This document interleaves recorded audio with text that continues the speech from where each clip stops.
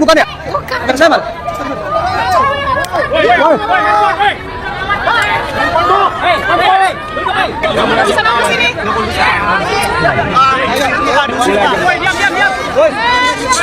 Jadi ada 3 hal yang paling utama, paling pokok di dalam dakwaan yang tadi dibacakannya.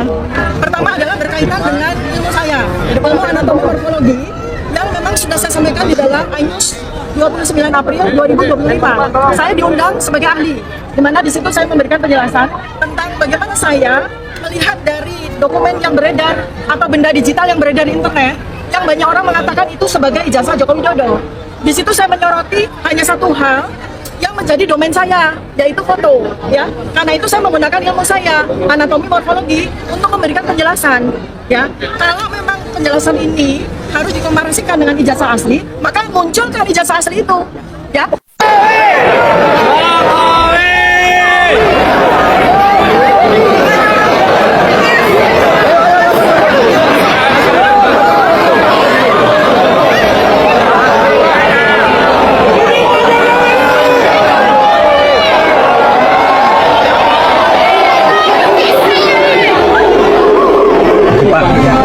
Nanti kehadiran Bapak di sidang akan seperti apa, dan beliau tegaskan bahwa nanti saya akan hadir di persidangan dan menunjukkan ijazahnya. Jadi itu hal-hal yang mungkin kalau selama ini masih dipertanyakan oleh berbagai pihak mengenai Pak Jokowi nggak akan hadir, ijazahnya tidak akan tunjukkan, itu tidak benar, dan kami tegaskan Pak Jokowi akan hadir nanti di persidangan dan menunjukkan ijazahnya.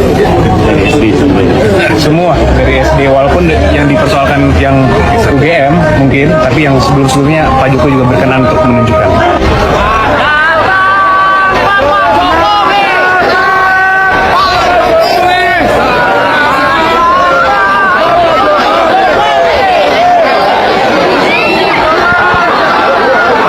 Pertanyaan tadi boleh di... Oh, boleh, mana.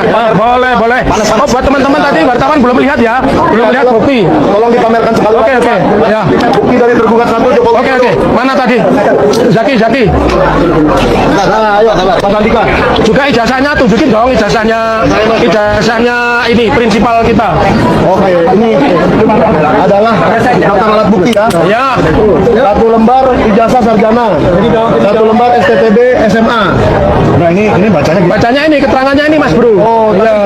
Salinan dari cetakan PDF. Hasil scan dokumen. Mungkin Dian Sandi, mungkin ya. Mungkin dari Dian Sandi. Lalu ada apa lagi? Artinya memang tidak pernah ada ijazah yang dihadirkan di persidangan, ya. Kemudian yang kedua, UGM selaku tergugat 2, tergugat 3 yang notabene adalah tempat di mana Bapak Joko Widodo berkuliah dan sudah berulang-ulang dinyatakan oleh Bu Rektor, oleh Wakil Rektor, ya, bahwa beliau alumni UGM, itu pun hanya menunjukkan kopi dari persidangan. Jadi tidak ada kopi ijazah pun tidak ada. Terkait dengan adanya penyerahan atas ijazah asli atas nama Pak Jokowi kepada Polda Metro Jaya, ini bukan semata-mata karena surat perintah dari penyidik, tetapi disertai pula adanya izin dari Ketua Pengadilan Negeri Surakarta. Bahwa ijazah yang dimiliki oleh Jokowi itu adalah ijazah palsu, dan kemudian skripsi yang juga dikatakan itu adalah skripsinya Jokowi itu juga yang tidak memenuhi syarat di dalam proses akademik. Mengapa? Karena Anda tahu ya, kalau namanya Anda menulis skripsi itu harus ada lembar pengesahan ya. Roy Suryo mengatakan bahwa, coba Anda lihat ya, itu halaman pertama itu bagus, pakai huruf-huruf yang bagus, Times New Roman. Tapi Anda lihat ya, di dalam halaman berikutnya, loh kok pakai mesin tik, kemudian ditambahkan lagi. Coba kita lihat halaman pengesahannya, loh kok yang tanda tangan cuma 1, loh kok nama pembimbingnya beda dengan nama pembimbing yang disebut-sebut oleh Jokowi dalam berbagai kesempatan gitu kan, yang kemudian ditambahkan oleh Dr. Tifa, loh orang ini kan pada saat itu masih berusia 36 tahun, belum cukup kepangkatan akademisnya itu untuk kemudian menjadi pembimbing skripsi.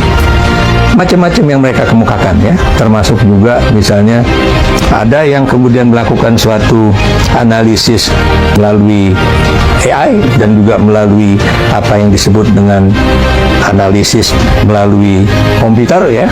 Ternyata misalnya skripsi yang dikatakan ditulis oleh Jokowi itu baru ditulis pada 2018 dan kemudian baru dimasukkan menjadi bagian dari daftar elektronik ya, tesis dan juga disertasi di UGM pada 2019 ya, dan kemudian editan terakhir itu baru dilakukan pada kalau nggak salah 16 April 2025. Dan kalau memang dia punya skripsi asli, orang-orang juga mempertanyakan, mana, tunjukkan kepada kami benar itu skripsi asli atau bukan. Dan sedihnya, lagi-lagi sedihnya di Republik ini, itu baik petinggi-petinggi negeri ya, seperti Presiden Prabowo Subianto ataupun Luhut Binsar Panjaitan, itu mempertanyakan siapa sih mereka, kemudian ribut-ribut mengenai ijazah Jokowi asli atau tidak asli.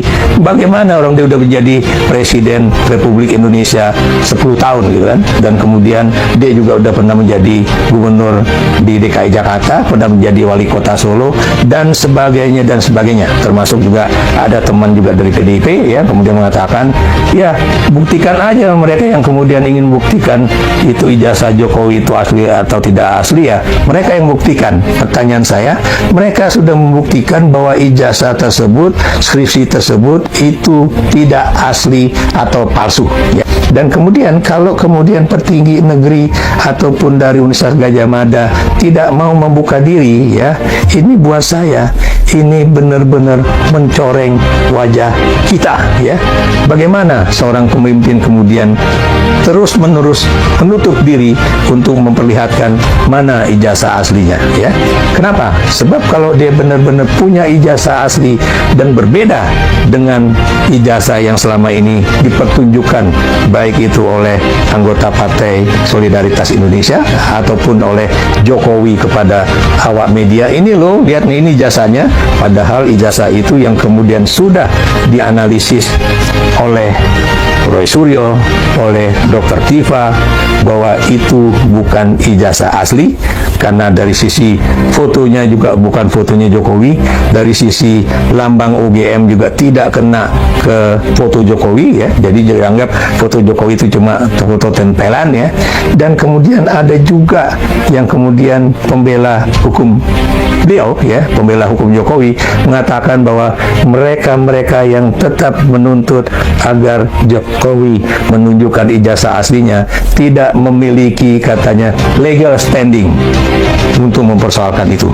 Padahal buat saya yang namanya Jokowi diharapkan menunjukkan ijazah aslinya ini bukan ada kaitannya dengan persoalan kasus hukum atau bukan kasus hukum. Ini adalah persoalan kejujuran akademis, etika akademis, moral akademis dari seorang pemimpin bangsa ya. Kalau kemudian seorang pemimpin bangsa atau pernah menjadi pemimpin bangsa ternyata melakukan suatu pemalsuan ijazah, buat saya ini memang ada efek hukumnya. Tapi yang lebih penting dari itu adalah dia tidak jujur karena dia menggunakan ijazah palsu, atau juga proses menjadi sarjananya itu juga tidak berjalan dengan apik. Kenapa? Karena pertanyaan-pertanyaan dari Dr. Rismond misalnya ya, kapan misalnya dia ikut kuliah kerja nyata, di mana, di daerah mana ya, dan kemudian ada beberapa poin juga yang adalah bagian dari proses akademik baik di UGM atau di universitas yang lain ya, itu juga ternyata tidak dijalani oleh Joko Widodo atau tidak bisa ditujukan oleh UGM kepada masyarakat ya.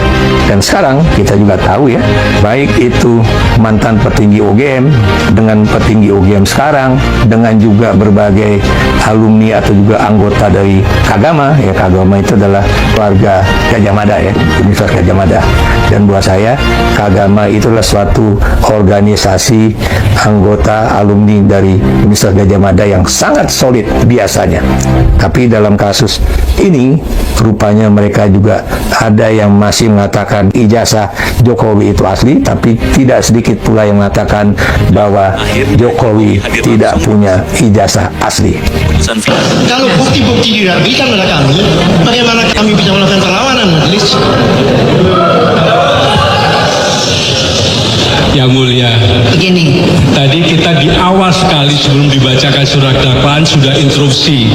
Ada yang salah dari proses ini. Ketika masih dalam status tersangka Ibu Tifa ini, harusnya sudah menerima lengkap seperti yang diterima oleh pengadilan ini. Kalau kita mempersoalkan apa yang dimaksud, kita sudah praktek sekian tahun, bertahun-tahun dan KUHAP yang lama dengan seperti itu. Mengapa ketika KUHAP baru kita kemudian akan berubah? Kan tidak. Dan jangan jaksa mengatakan ini sudah tahapnya begini-begini. Sudah kita ini lega hati, sudahlah dengan pembacaan surat dakwaan. Tapi jangan kemudian kita melakukan normalisasi kesalahan. Mari kita luruskan persidangan ini. Terima kasih.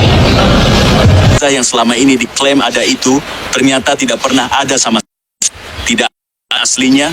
Assalamualaikum warahmatullahi wabarakatuh. Selamat datang kembali di channel Jasa Fakta.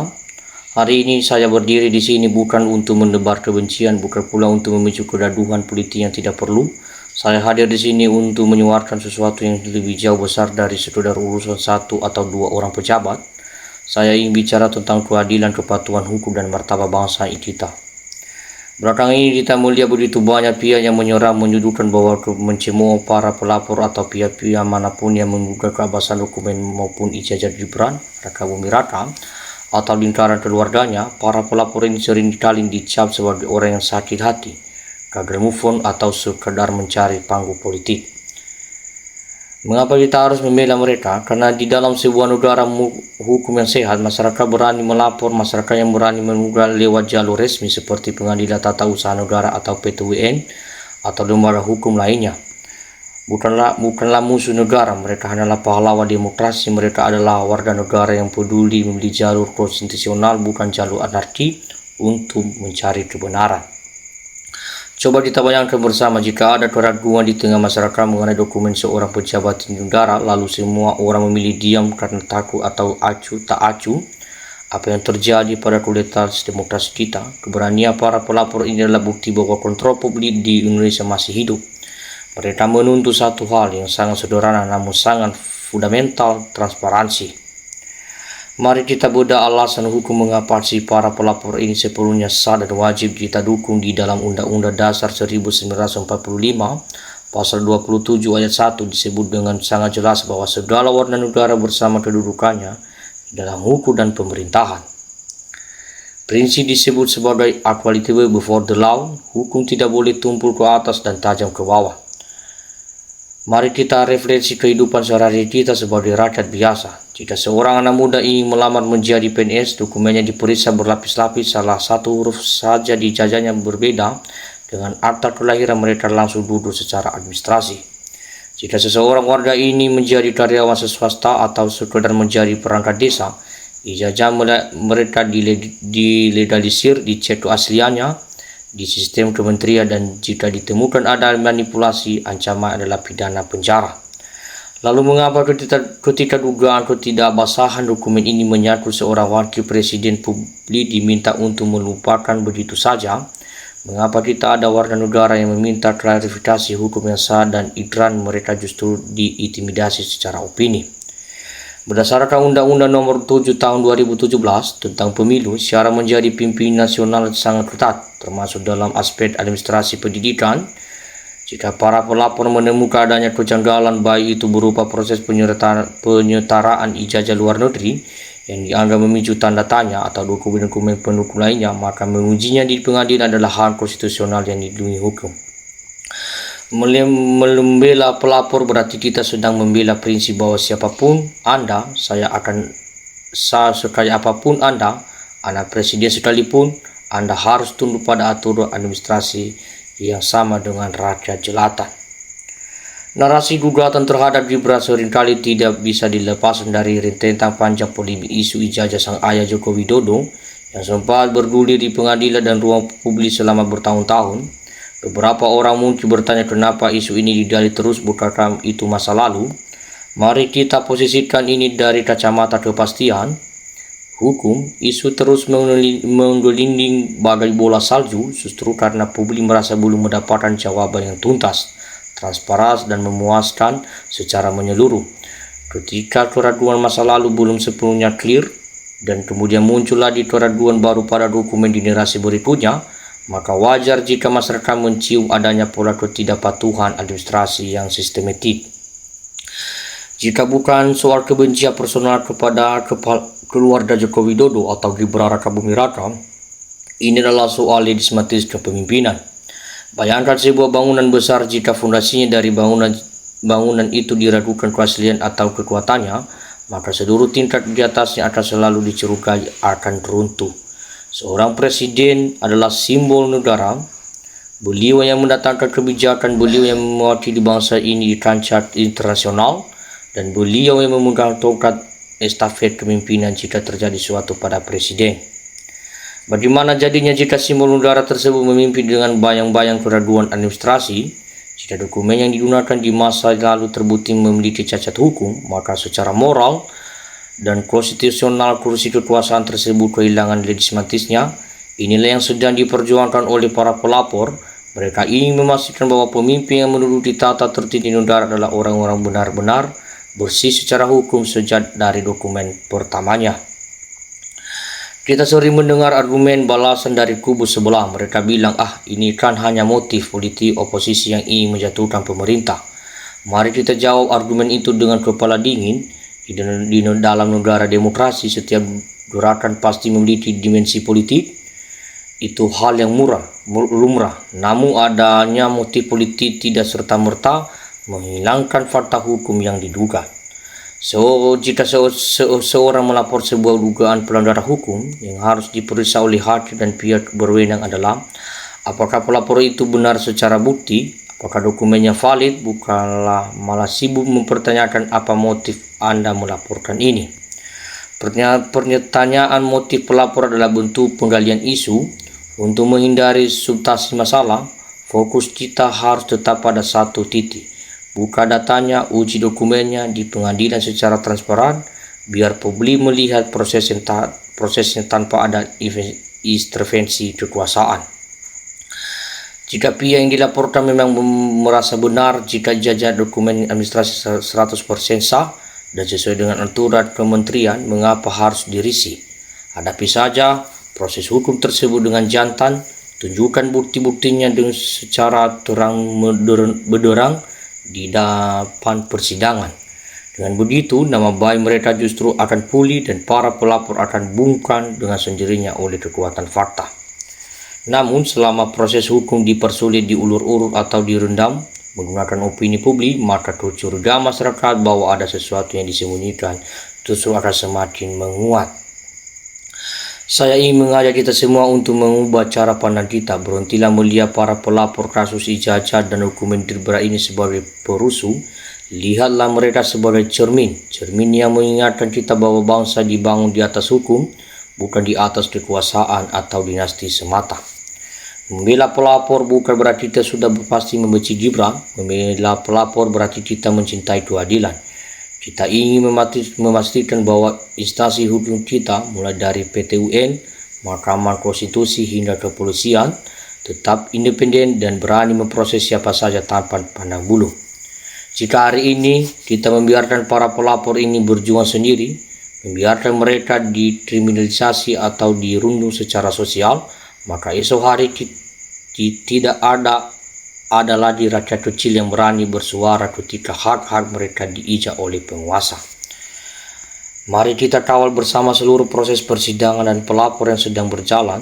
Tuntut peradilan yang bersih, jujur, dan terbuka untuk umum, karena pada akhirnya kebenaran hukum tidak akan pernah bisa disembunyikan oleh retorika politik sekencang apapun.